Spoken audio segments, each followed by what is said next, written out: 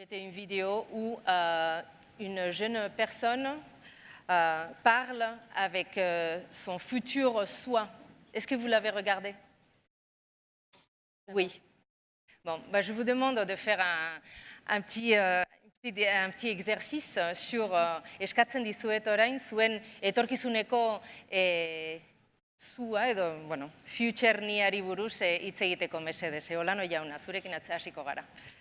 Nik egia esan, hori kalkulu bat bideo ikusi nuenean, lehenengo aldiz esaten nuen, nik zer referentzia hartzen dut, ez? Ni orain dazkat 53 urte.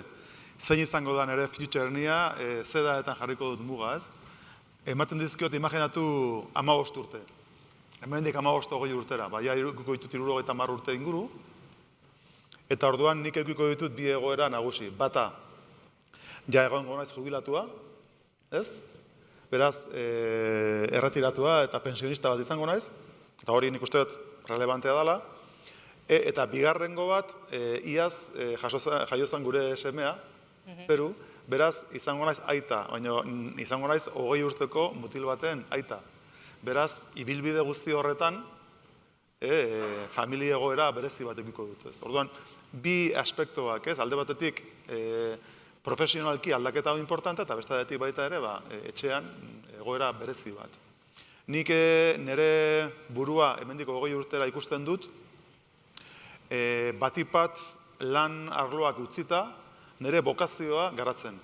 Nik gogoan daukat gazte garaian, nik naukala bokazioa nagusiki euskal kulturaren inguruan, hizkuntzaren inguruan, eta gero pixkanaka nire bizitza joan dela degeneratzen. Degeneratzen?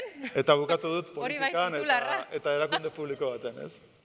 Barkatu gazu broma, baina alegia nire bokazio nagusia, eta oraindik ere nire bokazio nagusia da gure hizkuntza eta gure kultura eta hoien biziraupena eta hoien garapena. Orduan, nik bai ikuste dut nire burua bolondrez bezala lanean euskararen eta gure kulturaren alde. Gainera gaur txapitarekin etorri naiz euskaraldian gaude, eta hori aipatu nahi nuen, ez? Nik horrela ikusten dut, ez?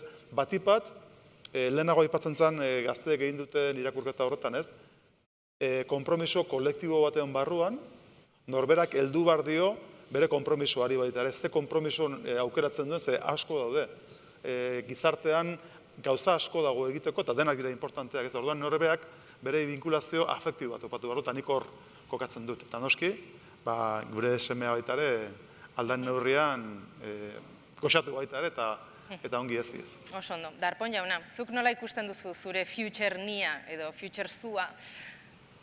Bueno, pues yo tirando el tiempo para adelante y viéndome envejecer, cuando pues me imagino retirado, espero poder continuar viviendo con mi pareja y espero poder continuar viviendo en la casa que tengo en mi barrio y espero pues que se pueda adaptar mi entorno. Me imagino que tendré 2 o 3 enfermedades crónicas. Pero esperemos... Sí, esto es lo que nos espera, esto es lo que nos espera a todos. Osasun sailburu bezala oso errealista, errealismo gehiegirekin. Esto es lo que nos espera. Espero poder mantener una capacidad funcional buena y sobre todo una capacidad intelectual también. Espero que me puedan dar asistencia sanitaria y servicios sociales dentro de mi domicilio y para eso, pues en la parte que nos toca al gobierno desde el punto de vista de salud, necesitamos una atención primaria más fuerte, cerca de casa. Espero que fundamentalmente la enfermera y el médico de familia, y los pongo en ese orden, la enfermera y el médico de familia, me puedan atender en mi domicilio, si es que así lo necesito. Espero que el modelo de farmacia continúe teniendo una farmacia en cada barrio y espero que esa farmacia, como seguramente los tratamientos se complejizarán, no me dé las cajas de pastillas, sino que me dé un pastillero ya distribuido y que lo podamos pagar entre el sistema sanitario y los servicios sociales. Espero que, como probablemente tendré 2 o 3 enfermedades crónicas y seguramente necesitaré, además de los conocimientos de mi enfermera y de mi médico de familia, necesitaré pues seguramente 1 o 2 especialistas. Espero que dialoguen entre ellos y que no tenga que andar desplazándome demasiado al hospital y que yo note que hay un diálogo fluido y que todos conocen mi problema. ¿Y cómo vamos a pagar todo esto? Bueno, ya lo estamos haciendo, poco a poco, poco a poco. Bueno, y espero también que desde el Ayuntamiento y desde los servicios sociales pueda también disfrutar de una oferta de ocio y de una oferta de ejercicio físico adaptada a mi vida y a mis posibilidades y a mi capacidad funcional, pues también cerca de casa. Y espero que poco a poco también vayamos modificando las viviendas para que las nuevas tecnologías, sobre todo las personas mayores, pues nos ayuden mucho a las cuestiones diarias que cuando tienes completa funcionalidad haces y después pues poco a poco vas a necesitar que entre las tecnologías y las personas podemos ir haciendo.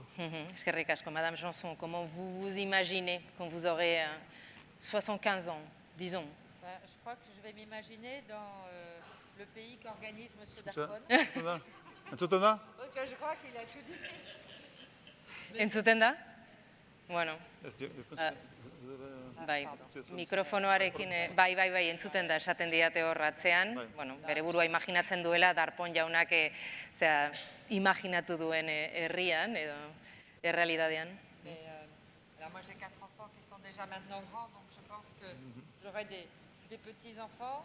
Et en écoutant tout à l'heure tous ces jeunes qui disaient il faut qu'on accueille les vieux, je me dis que d'abord je m'imagine en accueillant les plus jeunes. Es que ricasco. Oui, c'est mieux comme ça. Allez-y. Je vous Donc, prie vous de imaginez m'excuser, avec je parle un petit peu l'espagnol et vraiment très très peu le basque. Pour la prochaine fois, je vais essayer de m'améliorer.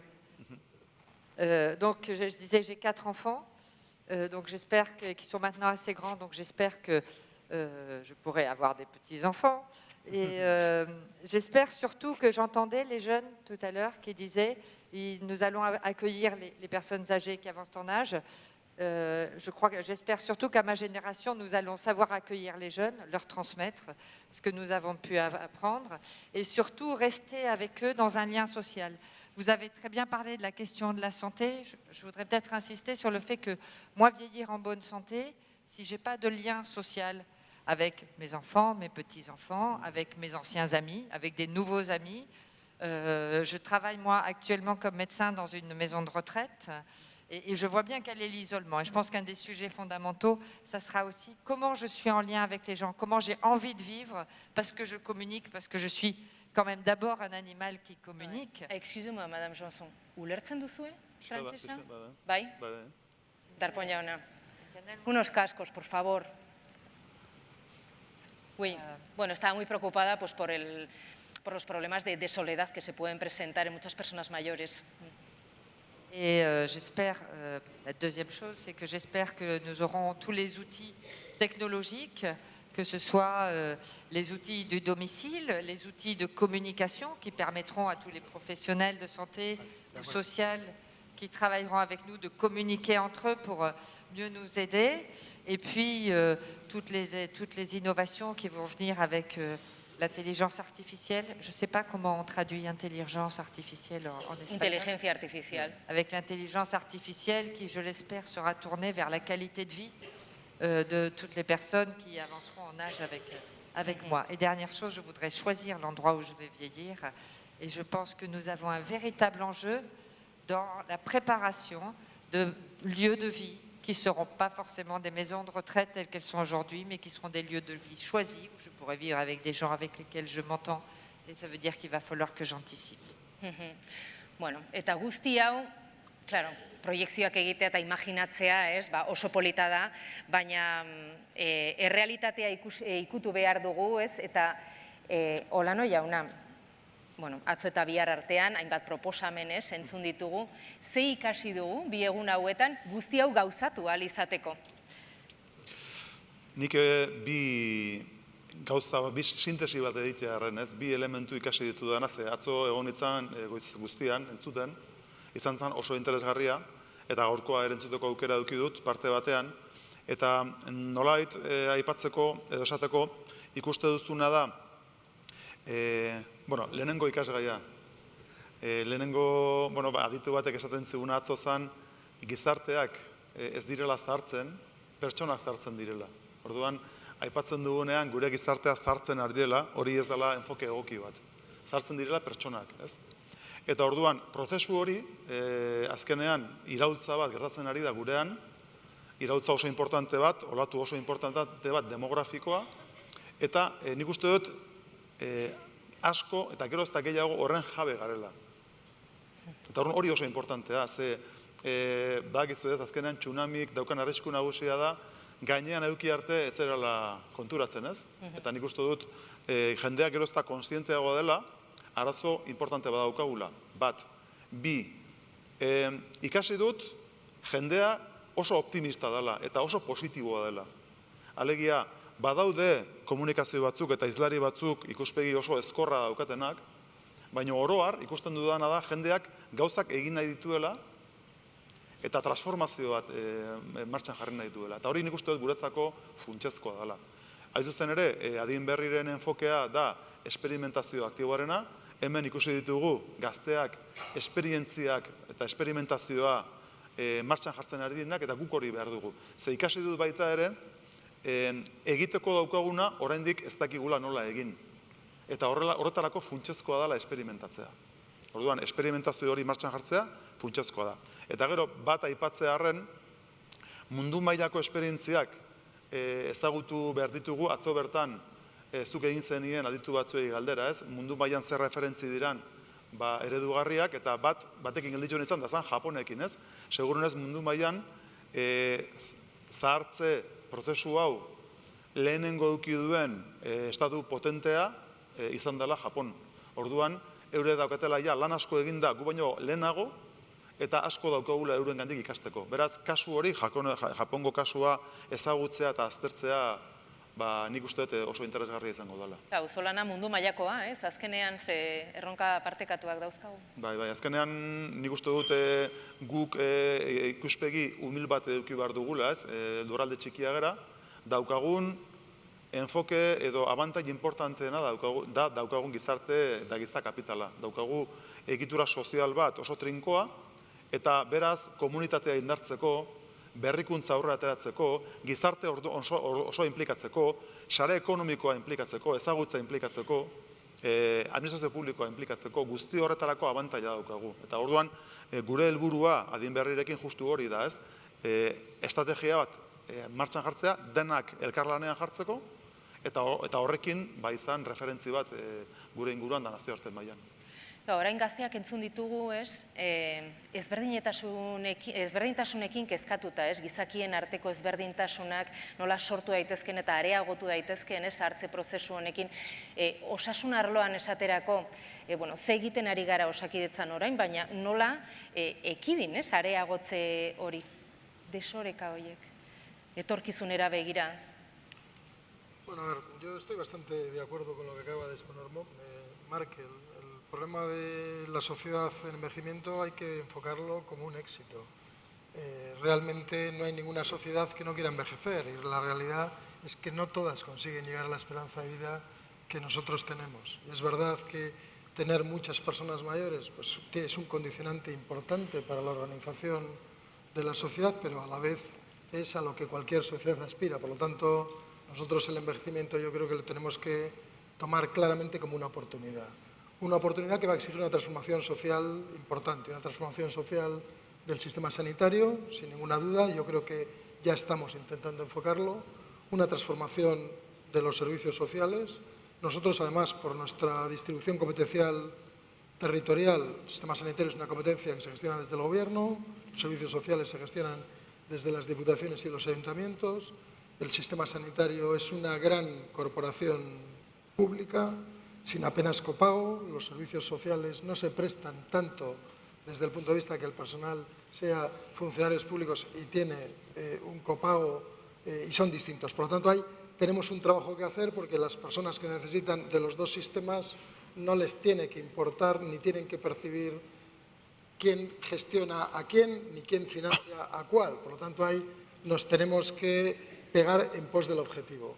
Luego, además de la transformación de nuestras políticas, yo creo que hay una oportunidad económica. Esto va a requerir de una industria alrededor diferente, va a requerir también de dispositivos, pero va a requerir también de servicios diferentes y va a requerir de una inteligencia para producir esos dispositivos y esos servicios diferentes. Y yo creo que nosotros, si tenemos una ventaja en este momento a nivel de País Vasco, es que yo creo que las instituciones, y muchos de las industrias y muchos de los investigadores son ya conscientes de ello. Yo creo que estamos intentando poner el tren en la vía de no solo atender a nuestras personas, atendernos a nosotros en nada cuando llegamos mayores, sino hacer de esto también una oportunidad económica y social. Madame Janson, c'est fini la traduction? On a parlé, bon, notamment aujourd'hui, de projets transfrontaliers pour promouvoir une vie le plus paisible et positif possible des personnes âgées, comme le projet ICT4 Silver. Donc, quelle est l'importance de projets transfrontaliers, de collaboration entre administrations?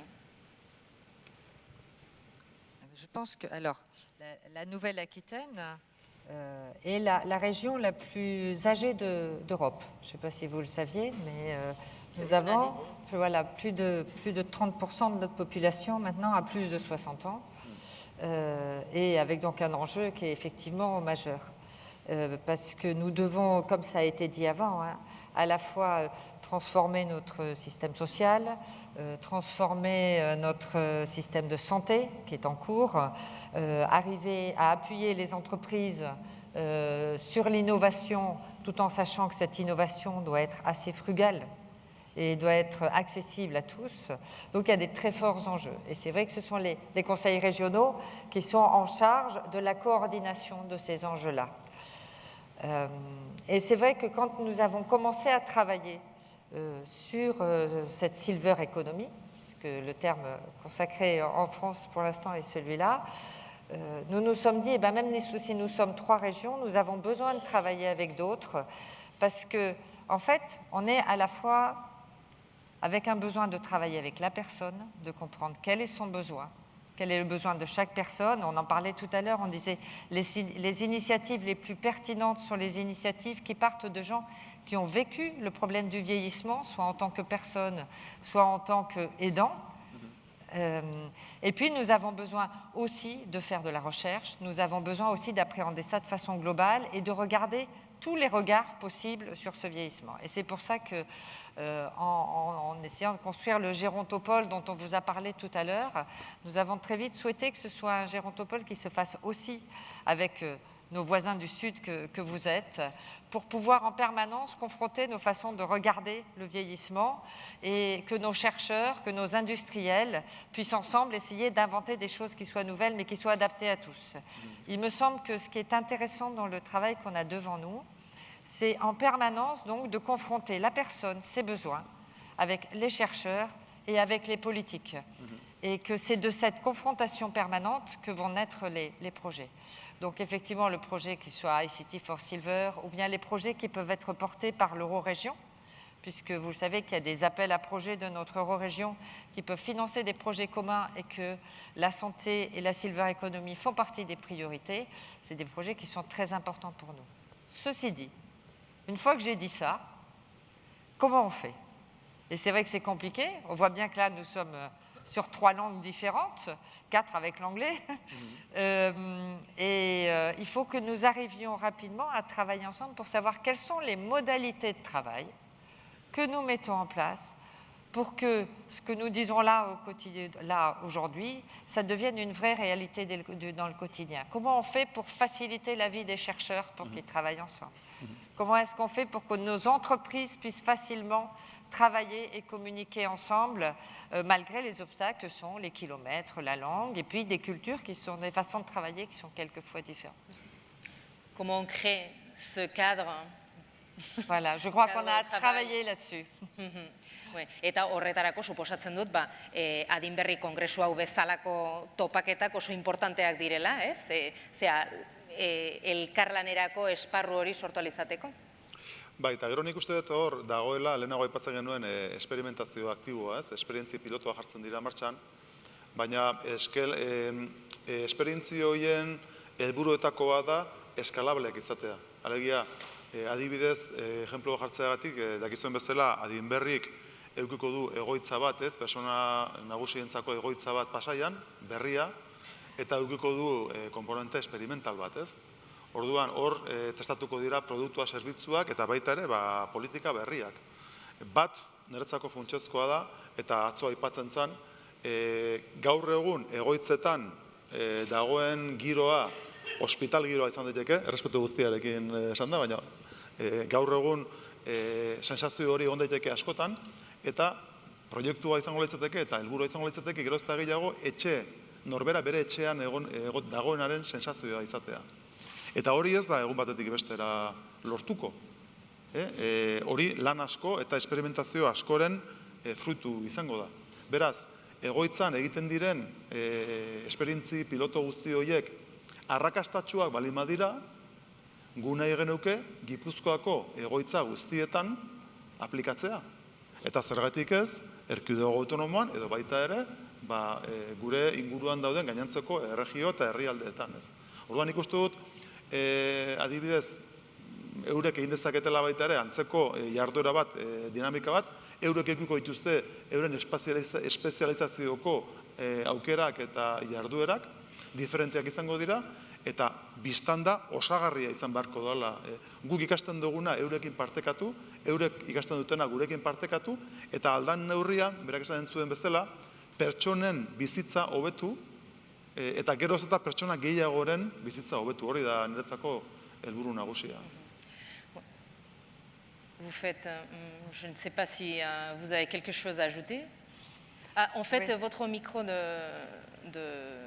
cravate, on l'appelle ici. Je ne sais pas comment on dit en français, mais ça marche déjà bien. Donc vous n'auriez plus besoin de ça. Ok. Oui, ce que je voulais dire, c'est qu'effectivement, il y a les maisons de retraite, mais quand même, ce sont, du moins en Nouvelle-Aquitaine, ce sont à peine 10% des personnes de plus de 85 ans qui vivent en maison de retraite. D'ailleurs, aucun de nous trois n'a dit qu'il voulait aller vivre dans une maison de retraite dans le futur. Donc l'objectif, c'est quand même qu'avec l'augmentation des personnes plus âgées, on n'ait pas besoin d'augmenter les maisons de retraite. Ce qui veut dire que, pour moi, je pense qu'il faut tester dans les maisons de retraite, parce que c'est là où sont actuellement les personnes dépendantes, mais qu'il faut aussi arriver à tester sur les domiciles. Ah ouais. Et que nous recherchons souvent, pour les entreprises, effectivement des endroits où expérimenter des innovations, par exemple en organisation, des innovations technologiques, beaucoup de numérique. Et je crois qu'il faut arriver à les tester à domicile, parce que c'est là qu'on va vouloir rester, et que c'est là qu'on aura besoin des plateformes, avec tout cet enjeu d'arriver à prévenir, de mettre les gens dans la sécurité, sans pour autant être intrusif. Moi, je veux bien qu'on mette des capteurs dans ma salle de bain pour dire si je me suis cassé la figure, mais je n'ai pas envie que quelqu'un me regarde prendre ma douche. Donc, on a des vrais enjeux en termes d'éthique. Mais voilà, ce que je voulais dire, c'est que travailler ensemble sur les tests, c'est une très bonne idée. Mais ¿cómo es qu'on fait pour aller sur le domicile? Sí, sí. Yo creo que estoy de acuerdo, bueno, hablaré en castellano porque ella entiende castellano. Vale, muy bien. Estoy de acuerdo y estamos hablando de porcentajes. Es decir, nosotros hicimos un estudio para plantear la estrategia de Inberri y en Guipúzcoa ese estudio, esa encuesta reflejaba que el 80% de la población quiere estar en su domicilio. Claro, estamos hablando de que si imaginémonos, nosotros el año 2031 vamos a tener 10.000 personas más en Guipúzcoa con discapacidad. Imaginémonos que de esas el 80% se queda en su casa, pero el 20% tendríamos 2.000 personas. Yo no quiero ni pensar en los números, porque pero estamos hablando de que la mayoría de las personas se quedarán en casa, pero siempre tenemos que tener también el colchón de las residencias, ¿no? Y de los centros de día y de otro tipo de servicios, ¿no? Y estoy de acuerdo en que, y desde luego la estrategia de Inberri enfoca preferentemente precisamente eso, que la persona que decide residir en su propia casa pueda hacerlo. Y evidentemente tendremos que adaptar las casas, los servicios, todo el sistema para que eso se pueda producir. Pero al final yo hablaba de la experimentación activa porque toda va a ser suficiente, toda va a ser necesaria e incluso nos vamos a quedar cortos porque nos viene una transformación tan importante que realmente necesitamos enfocar todas las cuestiones, vamos a tener que encajar todas las piezas del puzzle y todas van a ser importantes, pero evidentemente estoy de acuerdo con que la mayoría va a ser domiciliaria. Eso sí. Bueno, beste galdera bate planteatu aurretik zelen aztu egin zait, hemen Nafarroako osasun sailburua zuekin ere, guztion artean elkarlanean zaudete, hemen egon behar zen, baina Nafarroako legebiltzarrean agerraldi bat zeukan, eta beraz gure artean zoritxarrez ezin izan da egon. Eta orain guzti planteatu nahi dizuedan galdera batekin nator, atzo, pertsona nagusiak eta pensionistak diren pertsonak entzun genituen, izan genituen hemen, eta, lanaren mundutik botata, ikusten dute euren burua, ez? Ez dakit honetarako formuletan edo hau aldatzeko, ez? Gainera, nahi dena, edo bultzatzen ari dena, da zahartze aktibo bat, eta batzuek lan egiten jarraitu nahi dute. Donc on va commencer par la France, parce que pour nous, c'est le territoire inconnu. Donc, je ne sais pas si vous avez développé des formules en France pour intégrer les personnes à la retraite qui ont envie de travailler. Et puis, comment on peut transférer leur savoir. Je ne sais pas si vous savez, je n'ai pas toutes les données, peut-être eux, ils pourront vous les donner, parce que c'est eux qui les maîtrisent, les représentants de nos institutions. Mais hier, on a dit que dans les 10 prochaines années, dans les administrations basques, les différentes administrations, mais c'est environ 70% des travailleurs, des fonctionnaires qui vont aller à la retraite.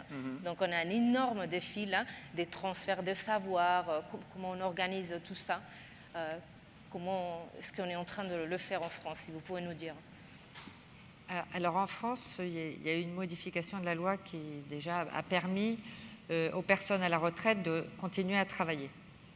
C'est-à-dire que maintenant en France, vous prenez votre retraite à 60 ans, pour l'instant c'est 60 ans, je pense que quand j'arriverai à la retraite, quand j'y arriverai, ça sera plutôt 67, vous pouvez prendre votre retraite et puis continuer à travailler. Donc c'est déjà une première chose, reprendre votre activité antérieure ou être salarié pour un autre travail.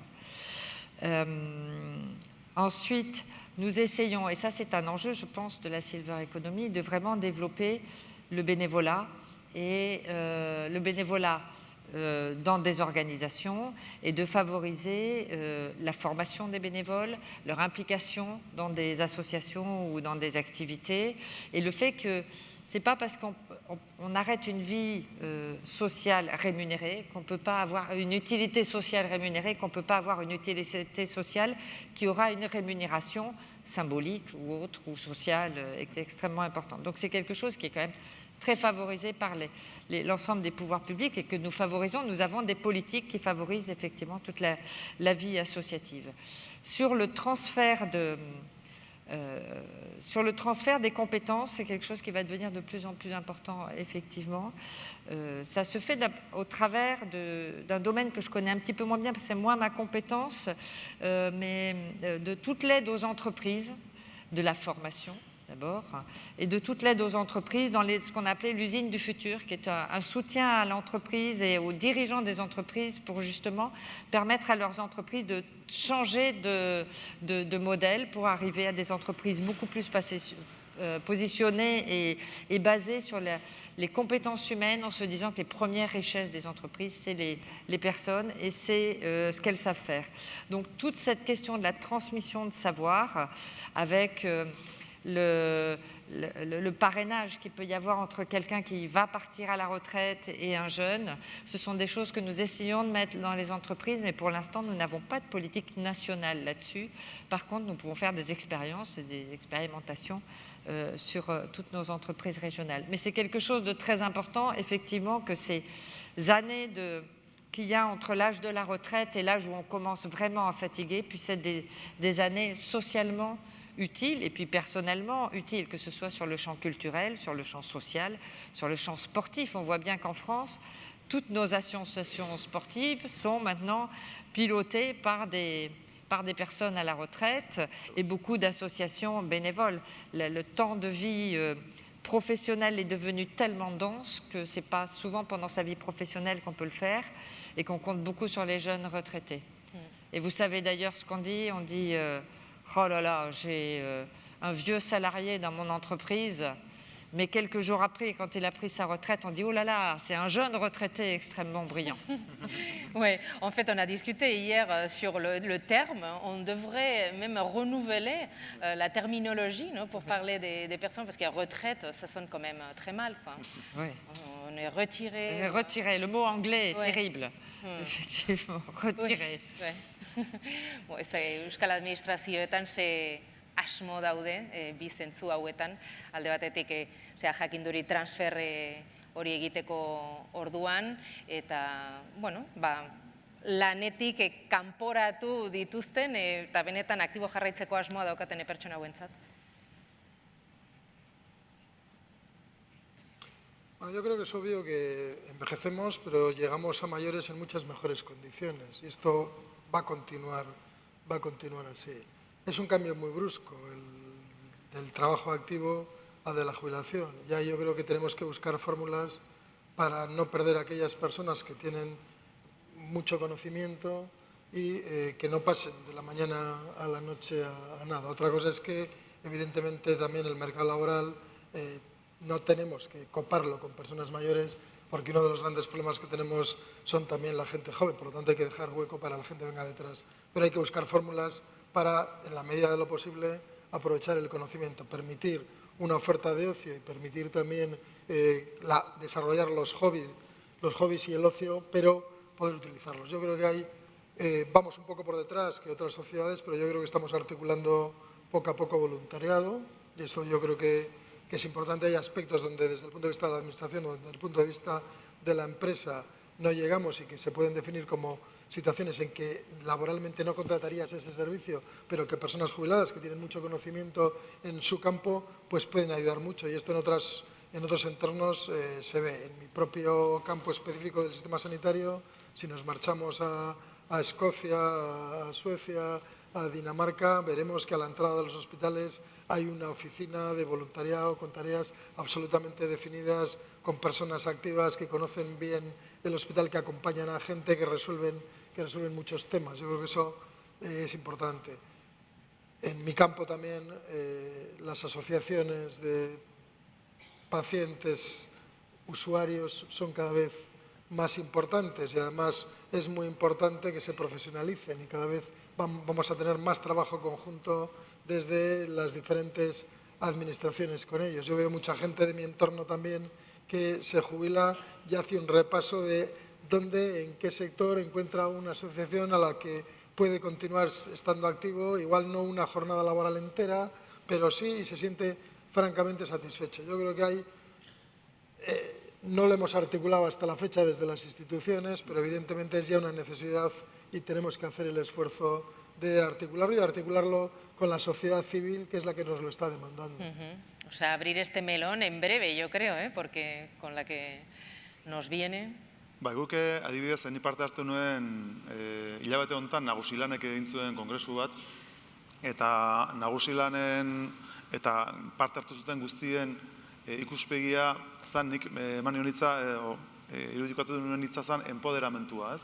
Alegia, pixka bat ja bizitza aktiboa, profesionala utzi duten persona horiek, gerozta kolektiboa handiagoa dira, eta exigitzen dute gure partetik ez paternalismoa, ez baizik, exigitzen dute euren pisua eukitzea, eta euren pisu propioa eukitzea gizarte honetan, eta gainera erabakiak hartzea, parte hartzea erabakietan, eta kolektibo garrantzitsua izatea. Orduan nik uste dut, Jonok esaten zuen bezala, gizartea ez dauko oraindik ere horretarako egokitua, baina horren besteneko transformazioa etorriko da, eta gainera perfilak horren beste aldatu dira, orain dela 50 urteko erretiratu bat, edo 2020ko bat, ez daukata zer ikusirik. Askoz ere persona prestatuagoa dira, aktiboagoak, osasuntsuagoak, eta beraz, esigituko dute, haizu nik gizarte honetan nire ekarpena egin nahi dut, beste guztie bezala. Eta hori izango da paradigma aldaketa oso importante bat. Nik uste gaur egun gertatzen ari dena, baina gero ez da indar gehiagorekin gertatuko dena. Eta hori etorriko da, eta izango da oso positiboa gizarte honentzako. Ze justu daukagun erronka, nola ari deran hiritarrak, gero ez da nagusiagoak, erronka horretan, gizarte osoak hartu behar du parte, eta hor, aldaketa horietan, eurek ere eduki behar dute protagonismo handia. Etorkizunara ikizeko beste lan ardatzetako bat edo sortuko dugu edo?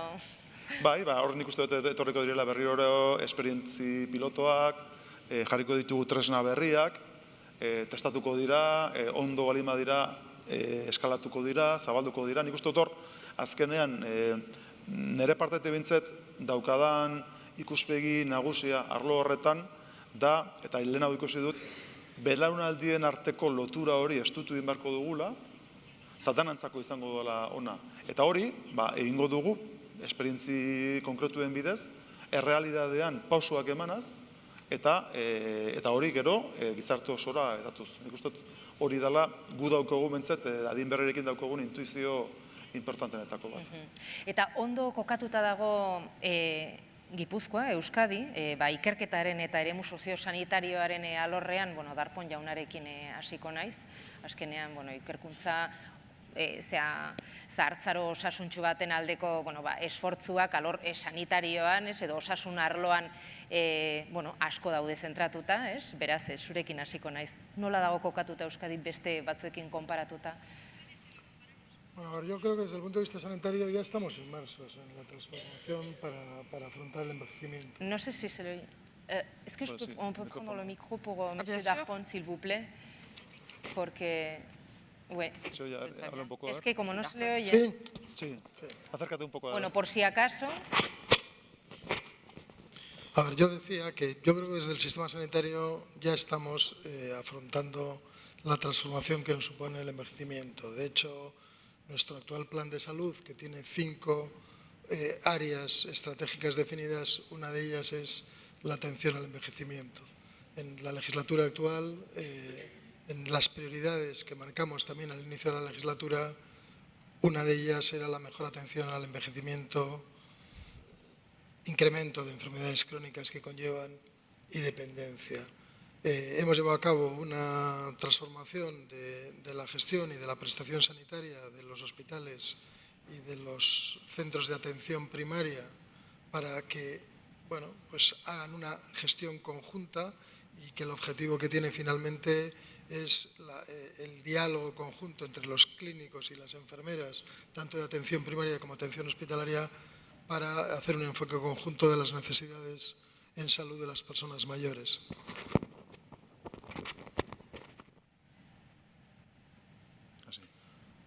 El otro objetivo de transformación del sistema sanitario es pegarnos a los servicios sociales, como he dicho al inicio de la primera pregunta, me parece. Para nosotros, que el sistema sanitario no trabaje al margen de los servicios que prestan las políticas sociales, sobre todo para las personas mayores, es otro de los aspectos claves. Nosotros no queremos sustituir al sistema social, pero sí queremos trabajar conjuntamente y no desde el punto de vista de los políticos o los gestores, sino los trabajadores sanitarios en el día a día y con un enfoque claramente poblacional, a ser posible, en el barrio.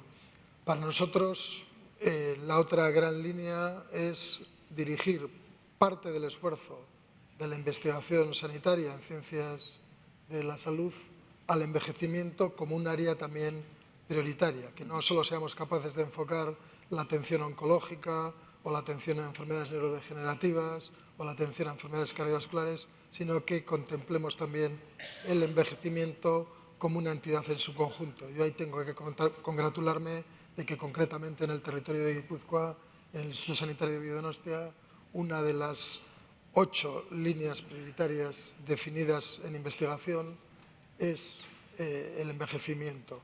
Y ahí lo mismo, que es pegarnos desde el punto de vista sanitario y desde el Instituto a las diferentes universidades que tienen muchos campos para decir mucho sobre el envejecimiento y al tejido industrial, que especialmente en el área de Guipúzcoa hay industria tanto en dispositivos como en organización de servicios para ir poniendo el tren en la vía y afrontar de la mejor manera, por un lado, la mejor atención a nuestra sociedad, a nuestras personas, y por el otro lado, aprovechar esto que yo creo que en el fondo es una oportunidad económica y social. Eta administrazio ezberdinek ematen dituzten zerbitzuen arteko integrazioa areagotzeko planik badago, ze suposatzen dut, ez, hor igual indarra galtzen dugula edo... Bueno, claramente, o sea, yo creo que en los aspectos de integración de sistema sanitario, servicios sociales, instituciones, tercer sector, voluntariado, industria, con un enfoque global, pues yo creo que ahí está el futuro. Evidentemente el trabajo entre las interfaces de los diferentes ámbitos es lo más complejo, pero bueno, yo ahí soy relativamente optimista. Somos un país pequeño, somos un país socialmente muy cohesionado, somos un país que yo creo que valora mucho todavía a nuestros mayores y por lo tanto pues yo creo que ahora esta jornada, el proyecto Adinberri de la Diputación es una muestra muy importante, el que la Diputación no solo tenga un gasto alto en políticas sociales, como le pasa al Gobierno, que tiene un gasto en sistema sanitario, sino la presencia, en mi caso, del Endacari dentro del sistema sanitario, en el caso del diputado foral de Guipúzcoa, hoy aquí, y en el protagonismo que está haciendo en el proyecto Adinberri, pues yo creo que es la prueba del algodón de que las instituciones se están poniendo con el problema. Y normalmente, pues habiendo una estrategia, siendo conocedores y teniendo capacidades, que yo creo que las tenemos, yo en ese aspecto soy optimista. Nik detaile txiki bat aipatzearren, Jonek eraitzen zuen azterketa horretan, ejemplo bat dago, ez? Nire ustez, azkenean gero ez da gehiago hartzen ari da importantzia eta garrantzia espazio soziosanitarioa, ez?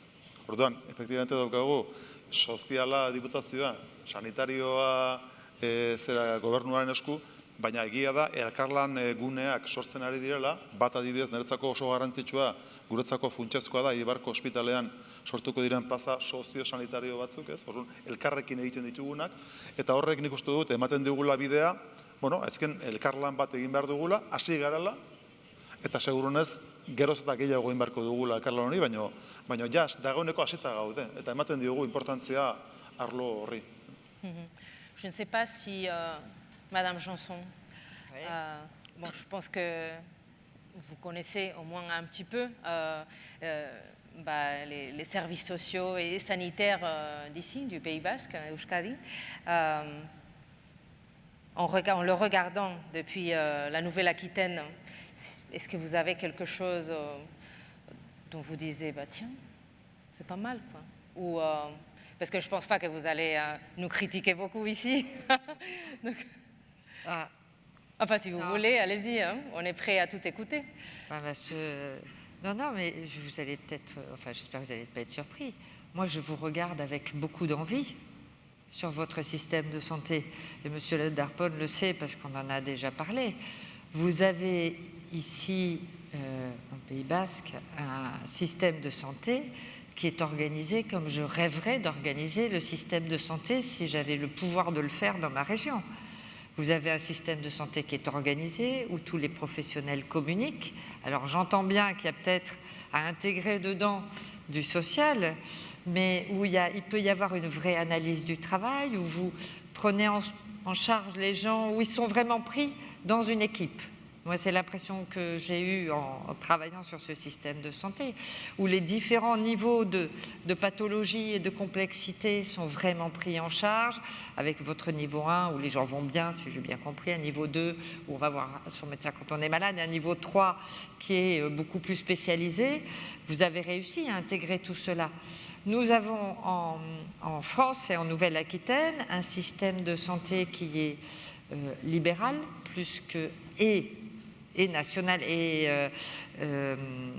national, mais qui est quand même beaucoup plus libéral. Et du coup, les médecins s'installent là où ils veulent et ils travaillent comme ils veulent. Donc c'est un petit peu plus compliqué à organiser que quand vous dites aux gens où ils doivent aller et où ils doivent travailler. Ceci dit, ça a des avantages aussi et on a des professionnels de santé extrêmement compétents. Mais moi, je pense que le système de santé basque, et ce n'est pas pour faire plaisir à tout le monde et pour essayer de sortir vivante de cette salle, je pense que ce système de santé est assez remarquable. Par contre, je pense qu'il y a un sujet entre la santé et le social qui va être extrêmement important et qui renvoie à notre conversation sur le domicile, c'est quand les gens vieillissent à la maison, ils ont besoin d'aide à domicile. Pour nous, c'est du secteur social, qui vont venir les aider à faire leurs toilettes, à nettoyer la maison, à faire les repas, etc. Et nous avons, en Nouvelle-Aquitaine et dans toute la France, un vrai problème parce que la population âgée et dépendante à domicile a déjà beaucoup augmenté et que les services qui emploient ces personnes qui viennent aider à domicile, qui viennent soulager les aidants, la famille en plus, eh bien, il n'y en a pas assez. Nous n'arrivons pas à les recruter. Ce sont des métiers qui sont mal payés et que les gens n'ont pas très envie de faire. Et du coup, nous avons besoin de gens pour aller soutenir les personnes à domicile et nous n'en trouvons pas. Et les entreprises n'en trouvent pas. Et pour moi, c'est un des enjeux principaux des années à venir, de rendre ces métiers du soin à la personne attractifs, d'arriver à bien les rémunérer. C'est un enjeu financier. Nous lançons un travail de formation des dirigeants des structures de l'aide à domicile pour qu'ils arrivent à trouver des modèles de management et des modèles économiques qui permettent justement de mieux considérer ces personnes, de les rendre plus autonomes dans leur travail et mieux payées. Mais je crois qu'il y a beaucoup de travail à faire là-dessus et que c'est un des enjeux majeurs dans les années à venir. Et ça dépend du système social, ça dépend aussi du système de santé, puisque ces personnes devront interagir avec les infirmières, avec les médecins, avec les kinésithérapeutes, et tout ce monde-là devra interagir à domicile. Eh bien, juste avant de finir, bukatu aurretik, bueno, kanpoko edo ezagutzen ez genituen esperientziak ezagutzeko aukera izan dugu, ez dakite zerbaitekin geratuko zinateke, Olano jauna, bueno, beste biek ere, badakite agian etzaretela hainbeste egon, gure artean, baina, bueno, zerbait komentatu badizuete, edo, begira, igual, erresuma batuko hau, edo Japoniako beste hau, zerekin... Nikola, bat aipatzearen atzoko hitzaldietan eta aterazan kontu bat izan zen gure sistemaren sostengarritasun ekonomikoa.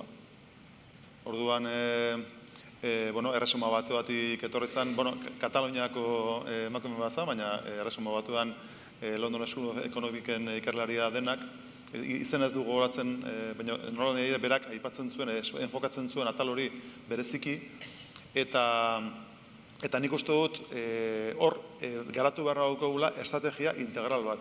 Adelinak, bai. Berak aipatzen zuen hori oso landua zeukan, eta badaude esperientzia batzuk mundu mailan batipat arlo finantzieroari ematen diotenak importantzia. Nik uste dut hori gurean aipatzen dugula mamu handia bezala, gero gainera nolait esateko leian jartzen du gizarte politika arlo sanitarioan, soziosanitarioan egiten den inbertsioa beste zenbait inbertsioekin eta beste zenbait departamentuekin, gobernu berdinean, leia badago, eta orduan Adelinako aipatzen zuen hori enfokatu beharra daukagula baita ere modu positiboan, ze ezin dugu gerra basortu gobernu barruan, ikusirik behar sozialak gerozta handiagoa direla, ezin dugu sortu departamentu eta ikuspegi diferenten arteko gerra bat. Hor, egin behar da, enfoke bat integrala, berak egin zituen zenbait proposamen, eta hortik asko daukagu ikasteko, adibidez Japondik edo beste zenbait herrialde batzutatik ez. Darpón jauna,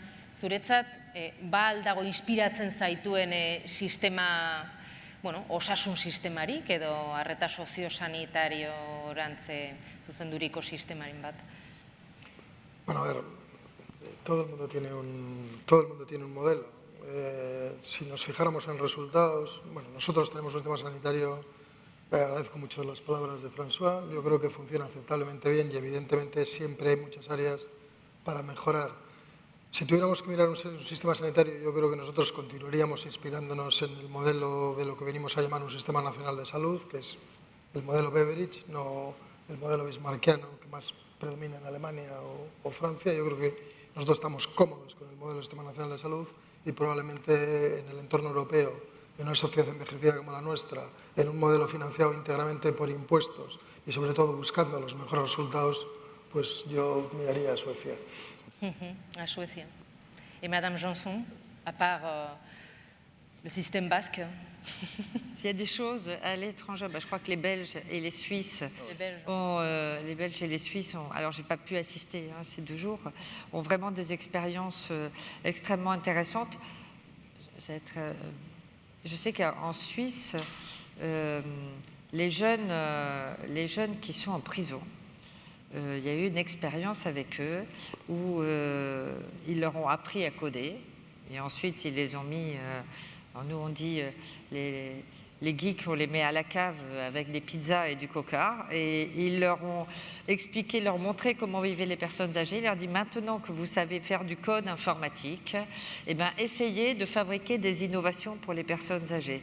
Et ces jeunes qui étaient en prison pour plein de raisons, en fait, ils ont fabriqué des outils pour les personnes âgées qui étaient soit dans leur maison, soit à l'hôpital, et en particulier une valise de domotique qui est utilisée et qui suit la personne à partir du moment où elle a un certain âge, où elle commence à avoir besoin d'être aidée. Elle la suit partout où elle va, y compris dans la maison de retraite. Ce que je trouve intéressant, c'est comment on fait travailler ainsi des jeunes et des moins jeunes sur quelque chose qui va être quand même notre avenir, qui est la question du numérique, du digital. On le voit bien, c'est complètement intégré. Et je pense que nous avons un véritable enjeu de formation, d'information des jeunes, des moins jeunes, et de médiation numérique pour que cet outil du numérique dont on va avoir absolument besoin dans cette révolution extraordinaire qui est devant nous, nous puissions tous la maîtriser. Bon, bah, merci beaucoup à tous les trois d'avoir créé ou disons, bueno, es que no me sale en francés. Ez, azkenean, ko-kreaziorako, etorkizunara ikitzeko espazio hauek irekitzeagatik, bultzatzeagatik, humiltasuna eskatzen zaio jende guztiari, eta guztion artean etorkizun hobeago bat esortzen dugun, baina Olano jaunarentzat dira azken hitzak zuk itxiko baituzu kongresu hau, oso intensoa izan da, ez dakit ze ondorio nagusi ateratzen duzun, zurea da hitza. Lehenik eta bain, denai eskerrak eman parte hartu duzuelako kongresu honetan, lan gogorra izan da prestaketa eta parte hartu duzuen guztioi lan horretan zorionak eta eskerrak asko egin duzuen lanengatik. Nire partetik bintzet, esan hemen aipatzen zen estrategia badagoela, ez? Guk zahartze aktiboa, osasuntxua bultzatzeko eta gaina Gipuzkoa referentzi bat izateko eta Euskadi osoa referentzi bat izateko arlo horretan estrategia badaukagu eta epe ertain eta luzeko estrategia bada, ez? Bere rekorri daukuko du. Niretzako bintzet, funtsezkoa izan da kongresu honetan sektorea egotea, edo gu daukagun ekosistema egotea. Hemen bere momentuan nik jarri nuen erauzkezpenean ekosistema osoaren argazki bat, oso deigarria da, zenbat eragile dagoen Gipuzkoan, arrazoi batekin, o beste batekin, zahartze prozesu horretan implikazioa daukana edo eduki dezakena. Orduan, guretzako funtsezkoa da, adin berri izatea nodo bat, edo gune bat, referentziala guztientzako, guztiek parte hartu dezaten, eta guztien arteko elkarlana bultzatu da egin. Beraz, esfortzu kolektiboa da lurralde osoarena, eta kolektibo bezala guk daukagun obligazioa foru aldundi bezala eta erakunde bezala da bide lagun izatea esfortzu horretan, entzutea, parte hartzea, eta erraztea eta dinamizatzea guzti hori. Ez nik uste dut azkenean lortuko bagendu eragile guztiok agenda berdinarekin elkarlanean gauzatzea eta aurre ateatzea, lortuko dugu fijo, dizu urnago arrakasta estrategia horretan. Almenak, handia direlako, baina kolaborazioa, kooperazioa, kokreazioa, da guk nire ustez behintzet daukagun erronka importantena, eta bukatu baita ere, leheno aipatzen duen eratzako importantea da, izan gaitezen positiboak eta optimistak. Nik uste dut, enfoke ezkorrak, negatiboak, kaltegarria direla, hemen ez dugu bildurrik behar, hemen behar duguna da bide bat, konfiantza gure buruan, konfiantza gure gizartean, eta alderrote bintzet daukagu etorkizuen guztia eraikitzeko, eta nik uste dut horre esperantza eduki behar dugula, eta ni benetzat oso behaikor nago etorkizun eraikitzekin eta adin berrirekin. Bala izan da dira, eskerrik asko. Bale, mi esker. Eta zuei ere eskerrik asko. Ondo.